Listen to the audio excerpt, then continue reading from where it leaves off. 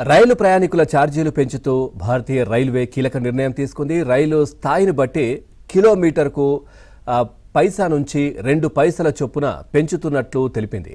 ఈ పెంపు ఈ నెల 26 నుంచి అమల్లోకి రానుంది. దీని ద్వారా రైల్వేకు 600 కోట్ల మేరకు అదనపు ఆదాయం సమకూరే అవకాశం ఉందని వివరించింది.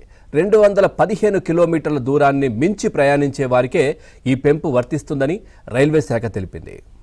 ఆర్డినరీ రైళ్లలో 215 కిలోమీటర్లు దాటి ప్రయాణించే వారికి కిలోమీటర్కు 1 పైసా చొప్పున, మెయిల్, ఎక్స్ప్రెస్ రైళ్లలో నాన్ ఏసీ, ఏసీ తరగతుల్లో ప్రయాణించే వారికి కిలోమీటర్కు 2 పైసల చొప్పున టికెట్ ధరలు పెరగనున్నాయి.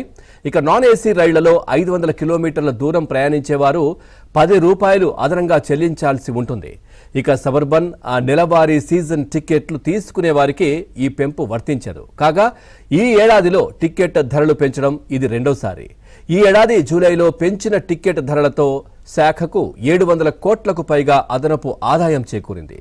క్రిస్మస్, నూతన సంవత్సరాన్ని పురస్కరించుకుని దేశవ్యాప్తంగా 8 జోన్లలో 244 అదనపు రైళ్లను నడపనున్నట్లు రైల్వే శాఖ తెలిపింది. ప్రయాణికుల అవసరాలు, రద్దీని దృష్టిలో పెట్టుకుని ఈ నిర్ణయం తీసుకున్నట్లు పేర్కొంది. అవసరాన్ని బట్టి మరిన్ని రైళ్లను కూడా అందుబాటులోకి తీసుకురానున్నట్లు వివరించింది. 2014-25 మధ్య కాలంలో 2 లక్షల వ్యాగన్లను సమకూర్చుకున్నట్లు శాఖ వివరించింది. అదేవిధంగా 10,000కు పైగా లోకోమోటివ్లను పెంచినట్లు తెలిపింది.